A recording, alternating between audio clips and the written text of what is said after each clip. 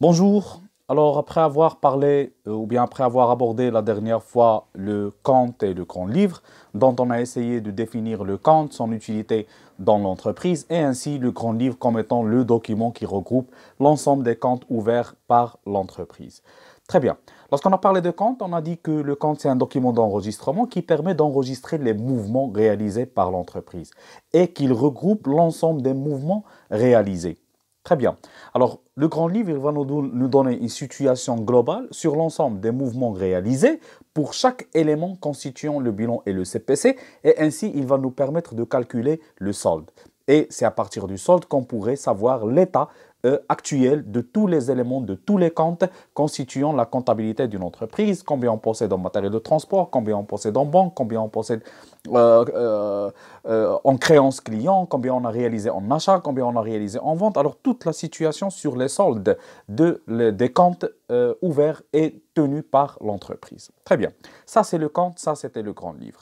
Alors, mais le problème du compte, c'est qu'il ou bien du grand livre, c'est qu'il ne nous permet pas de donner une vision générale sur l'opération. Pourquoi? Parce que les comptes, ils regroupent le mouvement réalisé sur le compte lui-même. Et ainsi, si par exemple, on revient vers un compte et on trouve par exemple une imputation sur la banque le 20,05, alors on aimerait bien savoir cette imputation ou bien ce montant enregistré, il est dû à quoi? Et on aimerait bien voir toute l'opération, comment dire, d'une manière complète. Chose que le compte ne le permet pas. Alors, c'est pour cette raison, le compte a un objectif d'enregistrer et de faire figurer les mouvements et les soldes. Mais il ne peut pas donner une donnée, ou bien il ne peut pas visualiser l'opération complète réalisée. Ce serait très difficile auprès de compte de regrouper l'opération réalisée toute complète. C'est pour cette raison, en parallèle du grand livre et en parallèle de compte, au niveau du système comptable marocain, il faut tenir un deuxième document comptable qui va permettre cette fois d'enregistrer les opérations tout complètes. Puisque le compte, il va regrouper les mouvements, alors le journal, aujourd'hui, il va regrouper les opérations enregistrées. Donc, si on trouve, par exemple, si on veut savoir une imputation comptable d'où on l'a tirée, on va tout simplement revenir vers le journal qui va représenter comme une sorte d'une agenda ou bien d'un registre, là où on va enregistrer les opérations réalisées d'une manière journalière. Alors, c'est ça. D'une manière très simple, le journal, c'est quoi? C'est un registre qui va nous permettre d'enregistrer, de tracer les opérations effectuées par l'entreprise pendant l'exercice comptable. Alors, c'est tout à fait ça. Le journal, alors, est un document comptable qui permet d'enregistrer les opérations effectuées par l'entreprise pendant une période donnée, bien évidemment, l'exercice comptable. Alors, dans ce cours-là, on va essayer de voir la présentation de journal et bien sûr, comment on va essayer d'enregistrer les opérations sur ce journal-là. Voilà. Alors, le journal, c'est un registre qui nous permet un classement chronologique des opérations effectuées, puisque les opérations dans le journal, ils doivent respecter l'ordre chronologique. Alors, les opérations du premier en premier, les opérations du 2-1, du 3-1, du 4-1, du février, du mars, et ainsi de suite. Alors, on ne peut pas faire enregistrer une opération réalisée un jour avant ou après l'opération réalisée avant. Alors, il faut respecter les dates, il faut respecter la chronologie de l'enregistrement. Deuxièmement, le journal est un document de contrôle des enregistrements. Pourquoi? Parce que si vous avez bien remarqué, lorsqu'on était en train d'enregistrer le grand livre, on a respecté le principe de la partie double, mais c'était très difficile à contrôler ce principe-là. Puisque l'opération, elle peut être enregistrée 3, 4, 5, 6, 6 comptes, et les comptes, ils sont répartis selon les classes ou selon la nature. Alors, pour regrouper l'opération et voir est-ce qu'on a respecté le principe de la partie double ou non, c'est un peu compliqué au niveau de compte et ce n'est pas aussi visible. Mais pourquoi? Mais pourtant, le journal, il est très facile. Pourquoi? Parce que l'opération, elle va être enregistrée toute complète, elle va être regroupée dans une même écriture, dans un même enregistrement. Alors, c'est facile de comparer le débit et crédit et ainsi de contrôler si l'enregistrement a bien respecté le principe de la partie double ou non. En troisième lieu, on peut dire que le journal est un registre obligatoire à tout système comptable et c'est une obligation légale. Alors, si on a dit en premier du cours que la déclaration fiscale, elle se fait à travers des états de synthèse, alors le journal, il permet d'appuyer cette déclaration fiscale. Parce qu'au jour où on aura une révision fiscale, par exemple, ou on aura une visite d'une inspection fiscale, alors parmi les documents comptables qu'ils peuvent demander, c'est le livre journal. Et la tenue du livre journal, bien sûr, elle doit respecter les normes et elle doit appuyer les états de synthèse déjà élaborés. Alors c'est pour cette raison, le livre journal, c'est un document que toute entreprise doit tenir dans sa comptabilité. Très bien. Aussi, le journal se compose des enregistrements chronologiques des opérations qu'on appelle des articles de journal. Et ces enregistrements, ils doivent être, comme on a dit tout à l'heure, d'une manière chronologique. Aussi, puisque le journal, c'est un document légal, alors il prend sa légibilité après avoir été paraphé au tribunal du commerce. C'est-à-dire qu'on peut acheter un livre de journal de n'importe où, mais il est valable au niveau de l'entreprise qu'après être paraphé auprès du tribunal du commerce, et ça pour éviter que les entreprises tiennent en même temps 2-3 livres de journal et ainsi ils travaillent sur des fraudes fiscales ou bien ils travaillent sur une multiplication des journaux et ainsi de suite. Alors c'est pour cette raison il faut tenir un seul livre journal et pour garantir que ce livre journal soit unique au niveau de l'entreprise, il faut qu'il soit paraphé par le tribunal de commerce pour avoir sa légibilité. Et voilà, le livre journal il doit être tenu à jour et sans tenir ni de blanc, ni de correction, ni de rature. Voilà. Alors, le livre journal, il se tient au jour le jour et d'une manière journalière et à jour. C'est-à-dire que si l'inspection fiscale, il fait une visite à l'entreprise, par exemple, pendant le mois de juin, il faut que le livre journal soit à jour jusqu'à mois de juin. Parce que sinon, elle va demander qu'est-ce que vous attendez. Pourquoi vous avez laissé des... Et on ne peut pas laisser des pages vides. Parce que si on a laissé des pages vides, ça veut dire qu'on a l'intention de faire quelque chose à la fin de l'année. Alors c'est pour cette raison, il faut le tenir au jour le jour et sans laisser de blanc, sans utiliser de blanco, sans faire des ratures, ni rien. Et bien sûr, si on a fait, je ne sais pas, des fautes de saisie ou bien si on a fait par exemple une erreur dans une écriture comptable, il y en a des techniques spécifiques, il y en a des procédures spécifiques pour corriger ces enregistrements ou ces fausses enregistrements. Mais sinon, le livre journal, j'insiste, il faut être tenu sans tenir de blanc, sans tenir des ratures ni des corrections en blanco. Pourtant, aujourd'hui, actuellement, bien sûr, on travaille avec l'outil informatique, avec le logiciel comptable, alors il n'y aura pas ce problème, mais ces logiciels comptables, généralement, ils veillent à que les enregistrements soient effectués d'une manière journalière, chronologique, sans tenir de blanc, et il y en a même des logiciels comptables qui ne donnent pas la main à revenir sur des exercices précédents ou bien sur des dates précédentes pour re-enregistrer une opération, pour veiller toujours à garantir ces principes ou bien ces notions légales du journal. Alors voilà, c'était une simple présentation du journal et des notions, concept général du journal. Maintenant, on va passer à voir la présentation du journal. Alors, le journal, c'est un document comptable qui doit figurer les mentions légales suivantes. Alors, ce registre ou bien cet agenda, si vous voulez, si vous permettez de l'appeler agenda doit mentionner pour chaque opération la date de l'opération, les numéros et le nom de compte à débiter et à créditer pour chaque opération, les montants à débiter et à créditer, les libellés de chaque opération, la pièce justificative. Et voilà, toutes ces informations, c'est ce qu'on appelle l'article du journal ou bien une écriture comptable au journal. Alors, toute écriture du journal nous permet de figurer toutes ces informations-là pour avoir un enregistrement fiable, clair et complet. Au niveau de la loi marocaine, le plan comptable marocain nous propose cette présentation-là. Alors, voilà, ça c'est un exemple d'une présentation. Par exemple, si on a l'opération suivante qu'on veut enregistrer au journal, par exemple, le indice, on a acheté de la marchandise à 10 000 de dirhams, TVA 20% à crédit.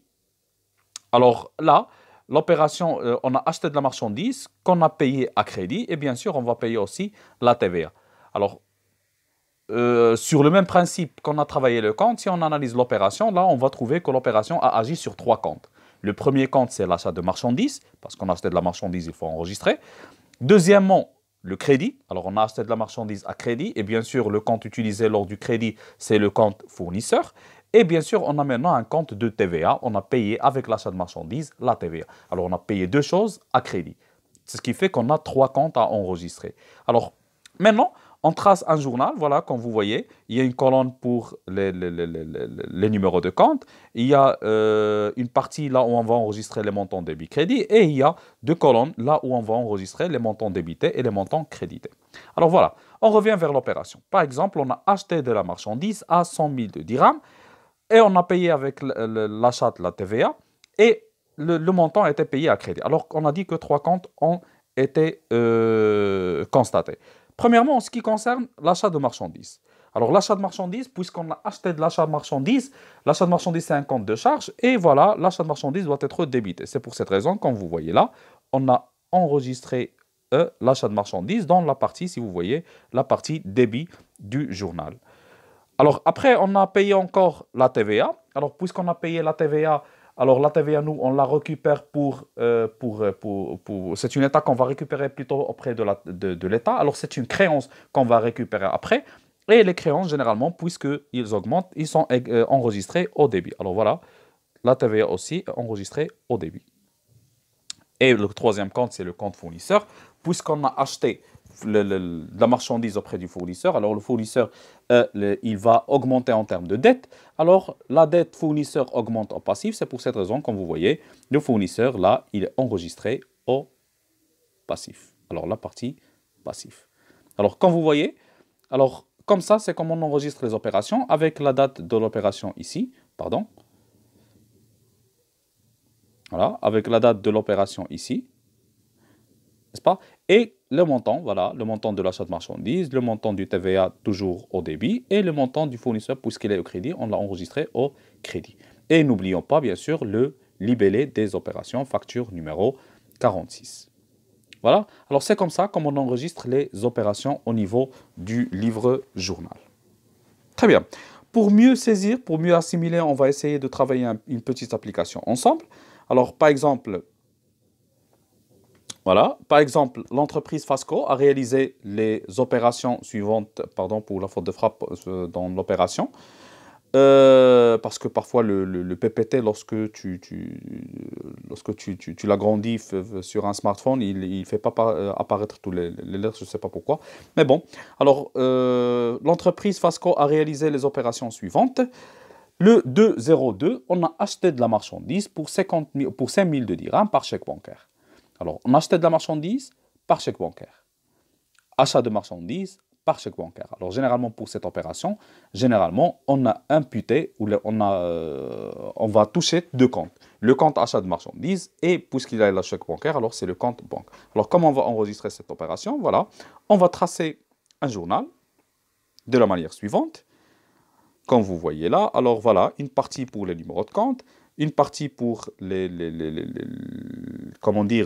montants et une partie pour les enregistrements. Alors voilà, pour la première opération, voilà, elle est là.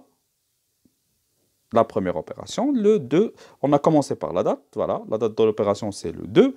On a dit qu'on a acheté de la marchandise par la banque. Alors, puisqu'on a acheté de la marchandise, on a payé, alors la banque elle va diminuer. La banque fait 4 nqas au crédit. C'est pour cette raison, on va enregistrer la banque au niveau du crédit. Voilà, elle est là, avec le montant de 5 000 dirhams. Et l'achat de marchandises, c'est un compte de charge. Puisqu'on a acheté de la marchandise, le montant des achats va augmenter. Et les achats augmentent généralement au débit. C'est pour cette raison, voilà, les achats, ils sont enregistrés au débit avec le montant. Et bien sûr, toujours en mentionnant le numéro de compte de chaque compte utilisé. Et finalement, avant de conclure, n'oubliez pas le libellé. Facture numéro avec le chèque bancaire numéro qu'on avait dans l'opération.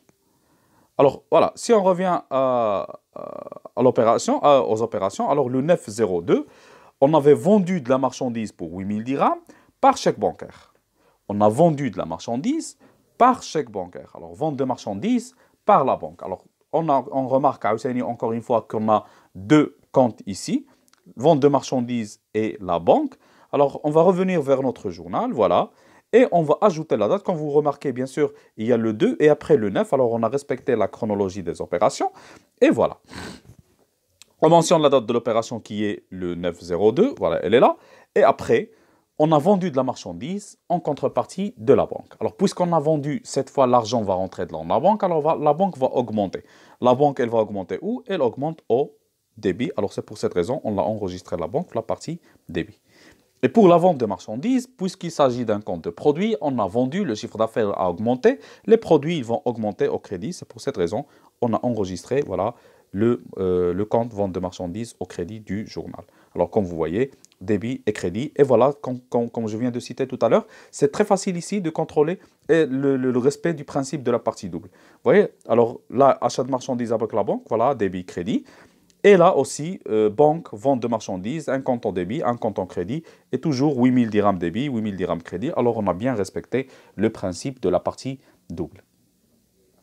Voilà. Alors, on passe maintenant aux troisième opération. Le 14/02, on a acquis un bureau à 6500 de dirhams en espèces. On a acquis un bureau, on a acheté un bureau qu'on a payé en espèces. On a acheté un bureau qu'on a payé en espèces. Alors, quels sont les deux comptes ici qui ont été imputés ou bien qui ont été impactés? Alors, c'est le compte acquisition de bureau. Alors, c'est un bureau. Le bureau, c'est un matériel. Acheter un matériel de bureau ou bien un mobilier de bureau en espèces qui est la caisse. Alors, les deux comptes impactés, ça serait le mobilier de bureau et la caisse. Alors, on va revenir vers notre journal. Voilà, on va ajouter un autre article de journal. Et voilà, le compte mobilier de bureau, puisqu'on a acheté le bureau, les bureaux de l'entreprise, ils vont augmenter au débit parce que c'est un actif. Et c'est pour cette raison qu'on a enregistré le bureau en actif. Voilà, comme vous voyez là, avec le numéro de compte et le montant en actif. Ah, pardon, c'est ça. C'est le mobilier de bureau et comment dire, avec son montant. Et après, la caisse, puisqu'on a payé le mobilier de bureau, la caisse, elle va diminuer au crédit. Alors, comme vous voyez, alors, on a respecté le principe de la partie double, oui, parce qu'on a un débit et on a un crédit avec le même montant de 6500 de dirhams. Et n'oublions pas le libellé de l'opération. Vous voyez, alors, c'est toujours comme ça. On lit l'opération, on analyse l'opération, on tire les comptes. Ce qui est au débit, on le met au débit. Ce qui est au crédit, on le met au crédit. Toujours en contrôlant le principe de la partie double, en mentionnant la date et le libellé avec les numéros de compte de chaque compte cité. Alors, dernière opération, dernier exemple. Alors voilà. Le 21/02, on a vendu de la marchandise pour 9000 de dirhams, le 1/3 réglé en espèces, 1/3 par chèque bancaire et le reste à crédit. Le 21/02, on a vendu de la marchandise à, 9000 de dirhams. Le 1/3 a été réglé en espèces. Le 3/4 a été réglé par chèque bancaire et le reste a été réglé à crédit. Alors, si on analyse l'opération là, on va trouver qu'on avait impacté 4 comptes. Le compte qu'on a acheté, qu'on a vendu, qui est le vente de marchandises, et les 3 comptes avec lesquels on a été réglé. Vente de marchandises, réglé en espèces, alors là il y a la caisse, chèque bancaire, alors là il y a la banque, et finalement le crédit, puisqu'on a vendu à un client, alors c'est une créance client. Alors généralement, les 4 comptes, ce seront vente de marchandises, caisse, banque et client. Et voilà, on va aller encore une fois vers notre livre journal. On va ajouter l'article cette fois du 21/2, voilà la date, pas? Et voilà, on va enregistrer les opérations. On va commencer par la vente de marchandises. Puisqu'on a vendu de la marchandise, on a dit tout à l'heure que la vente de marchandises, ce sont des produits. Le compte vente de marchandises, c'est un compte de produits qui va augmenter puisqu'on a vendu au crédit. Et voilà, vente de marchandises, on va l'enregistrer au crédit. Bien sûr, avec son numéro de compte. Alors, on a vendu de la marchandise en espèces, banque et client. Alors, en ce qui concerne la caisse, puisqu'on a vendu, ça veut dire qu'on va encaisser. Alors, la caisse, elle va augmenter. C'est pour cette raison que la caisse, elle va être enregistrée au débit, comme vous voyez. Elle est enregistrée au débit. En ce qui concerne la banque, encore une fois, puisqu'on a vendu, l'argent va rentrer à la banque. Alors, la banque, elle va augmenter. La banque, elle va être débitée. Alors, comme vous voyez, la banque, elle est aussi enregistrée au débit. Et finalement, en ce qui concerne le compte client, puisqu'on a vendu à un client, alors on va lui devoir encore plus d'argent, alors le client il va augmenter. Le client c'est la classe 3 c'est l'actif, et l'actif il augmente toujours au débit. C'est pour cette raison, voilà, le client a été enregistré au débit. Alors, est-ce qu'on a respecté le principe de la partie double pour l'opération? On va revenir là, au débit on a 3000, 3000, 3000, ça fait 9000. Et au crédit, on a 9000 de dirhams. Voilà, on a bien respecté le principe de la partie double. Alors, vous voyez, malgré qu'on a plusieurs comptes, mais le journal, il nous permet facilement de contrôler est-ce qu'on a respecté ou non le principe de la partie double en comptabilité. Alors, c'est comme ça, c'est la méthode avec laquelle on enregistre les opérations. Alors, le livre journal est un registre qui est tracé de la même manière dans toutes ces pages. Alors, à chaque fois, on a une opération, on enregistre, on trace, on enregistre, on trace, on enregistre, on ajoute, on trace, on termine la page, on passe à la page suivante. Mais il faut faire attention parce que généralement, lorsque par exemple, on enregistre dans une page et on veut passer à la page suivante, à la fin de la page, il faut généralement, comment dire, enregistrer ou bien faire figurer, faire apparaître le report. Alors, généralement ici, alors on met le report avec le montant déjà trouvé. Et dans la page suivante, n'est-ce pas? Généralement, on vient vers le haut de la page avant de commencer ici. Et on mentionne, on reporte le même montant trouvé. Pour que dans la page suivante, généralement, lorsqu'on va calculer le report de la page suivante, qu'est-ce qu'on va faire? On va généralement prendre le report qu'on avait là et on va ajouter les éléments ou les montants qu'on a dans cette page. Et encore une fois, calculer le report et ainsi de suite, le reporter dans la page suivante, calculer le nouveau report de la page, le reporter à la page suivante, calculer le nouveau report, le reporter et ainsi de suite, comme jusqu'à la fin de l'exercice. Alors voilà, c'est le journal. C'est un document comptable qui est tracé de cette manière. Chaque opération, elle doit être enregistrée d'une manière à part, avec son date, le compte à débiter, le compte à créditer, les montants, et ainsi de suite. Alors, c'est ça. C'est le journal.